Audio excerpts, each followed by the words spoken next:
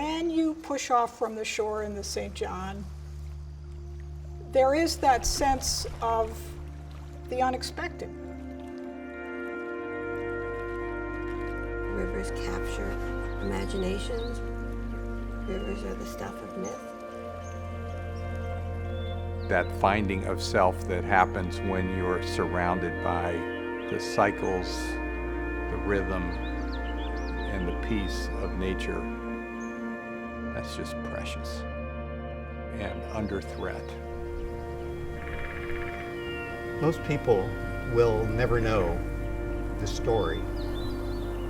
The St. John River Project literally changed the scope and scale of conservation around the world.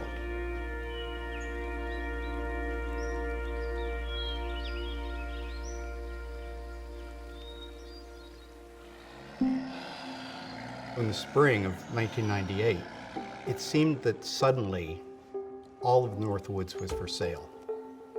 For the former century, northern Maine had been owned really by a handful of private families and large corporations.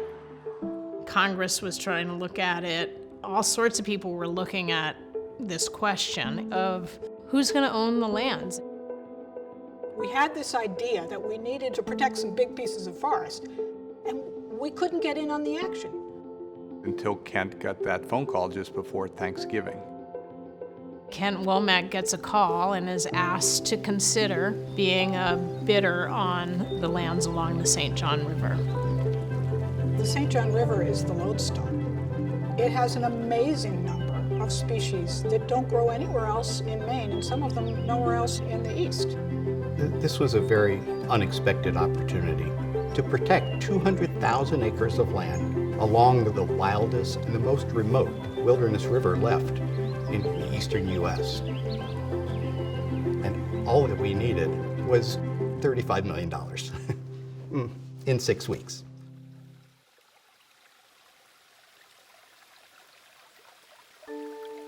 $35 million was twice as much money as the Nature Conservancy had ever spent on any project anywhere in the world. It was stunning. It seemed unthinkable, but it was an occasion that we would like to rise to. We made an agreement that this would not be the usual kind of campaign. This was a campaign of mythic proportions. We came in and we had a conversation with people about what mattered to them and what mattered to us and what mattered about the future of the state of Maine. We'd sit in people's living rooms. We'd ask them for unimaginable amounts of money. The general response we got was, "Thank you so much for asking us to be a part of this." What was very meaningful was our fundraising effort for the St. John involved all the trustees and all the staff in a way that no campaign up until then ever had. We weren't sure we could do it, but dozens and then hundreds and ultimately thousands of people stepped forward to volunteer their time, their resources, and their financial support.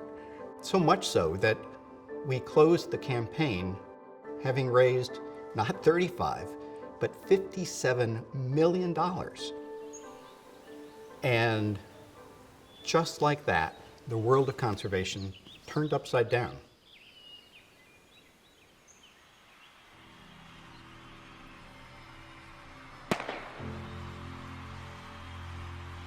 It reminds me of, those stories of Roger Bannister running the mile in under 4 minutes. This previously unimaginable thing to do. And then all of a sudden there were like a dozen people who did it. Has he done it? It's 3:49.93. The conceptual barrier is broken and expectations were reset. They did that in Maine. They protected 200,000 acres. What are we doing in California? What are we doing in Colorado? What are we doing in Florida? Suddenly, a nonprofit land conservation organization was one of the largest managers and owners of timberland in the state of Maine. We're still conservationists, but we have to learn to work differently. With our decision to enter into the carbon market, we anticipate that we'll be bringing in enough revenue from the St. John and apply it to conservation around the world. To think that the St. John forest could help forests in Brazil or forests in Indonesia that are in desperate need of conservation is incredibly inspiring.